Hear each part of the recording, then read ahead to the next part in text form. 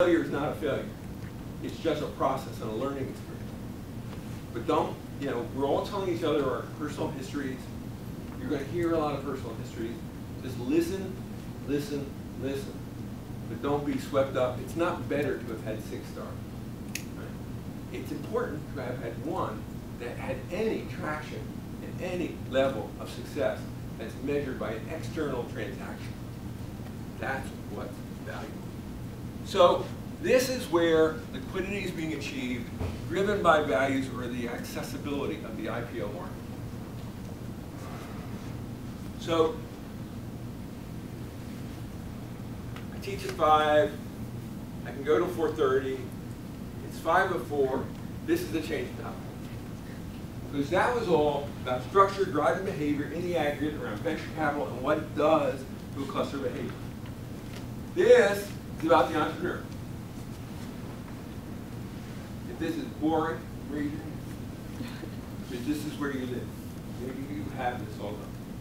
But I'm going to suggest to you that this entrepreneur is also a ubiquitous thing like the air. We talked about entrepreneurship existing everywhere. The skill is to be a professional entrepreneur navigating your community that hopefully is a cluster of innovation. It's a management process, right? It's not about being a remarkable individual. It's about being a skilled individual. And you can help your entrepreneurs become skilled.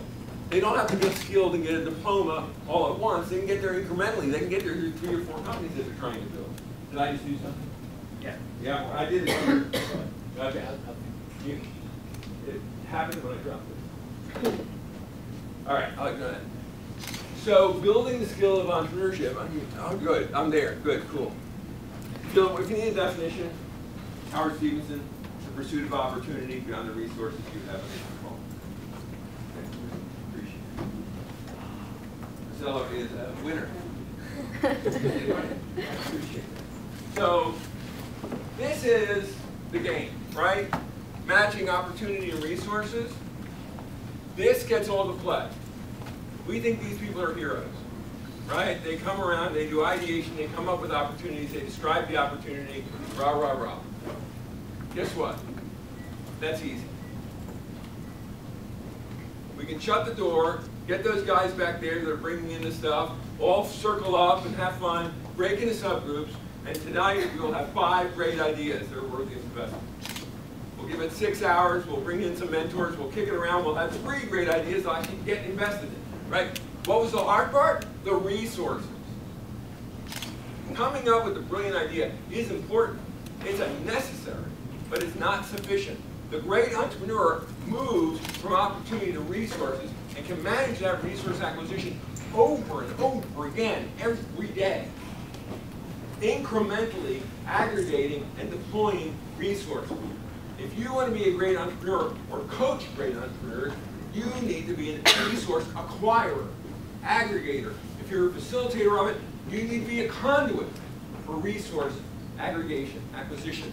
Yes, it requires opportunity at the center. But if that's all you have a 0. So the resources are the same anywhere in the world, but the difference here is the mobility of the resources. The money moves, the venture capitalists move it. They're driven to move it. The people move by a culture, not American culture or anything intrinsic, but the culture of a cluster of innovation, thinking in 4-year time frames. Why do they think in 4-year time frames? Who here has worked for an American high-tech company? Somebody has. Yes, ma'am. Okay, how were you compensated? Variable. Okay, what was the variable? Did you have an incentive compensation package? Yeah. What was it?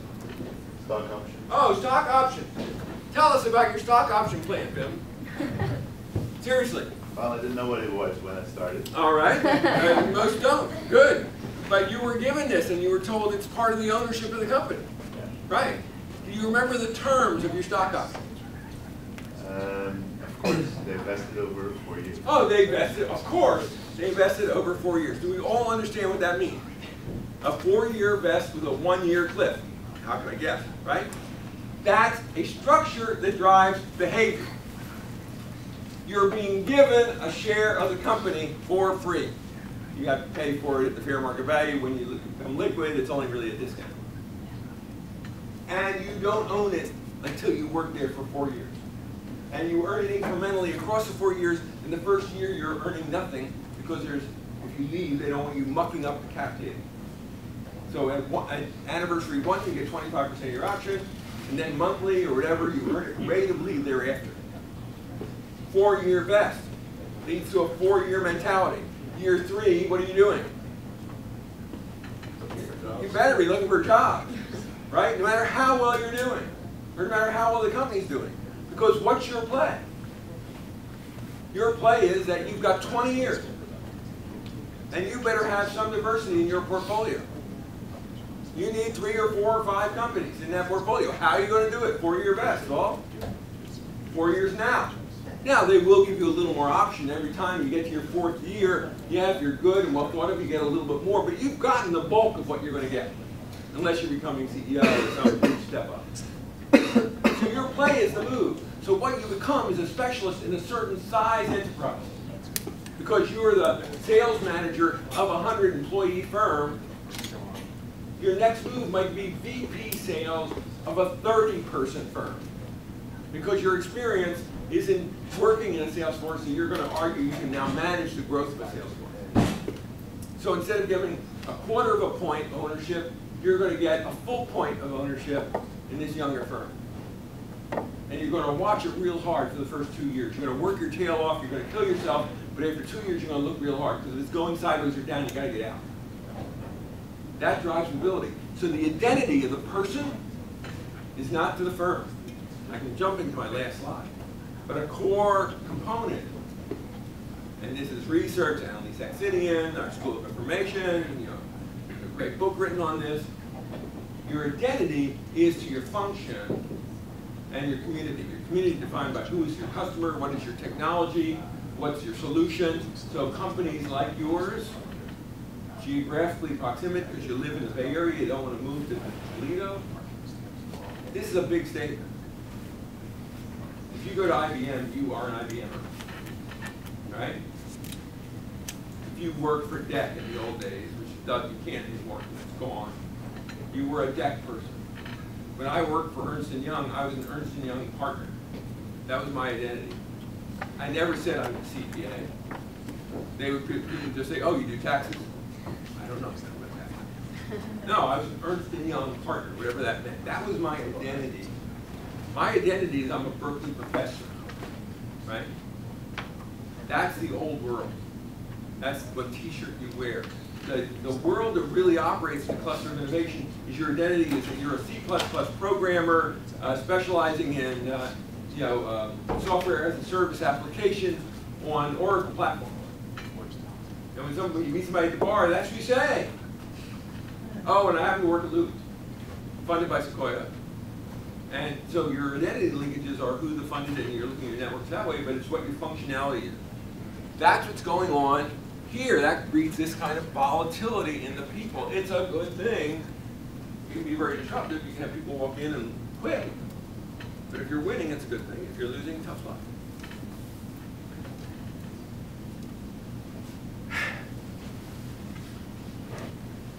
So, the process, let's call it 4 steps.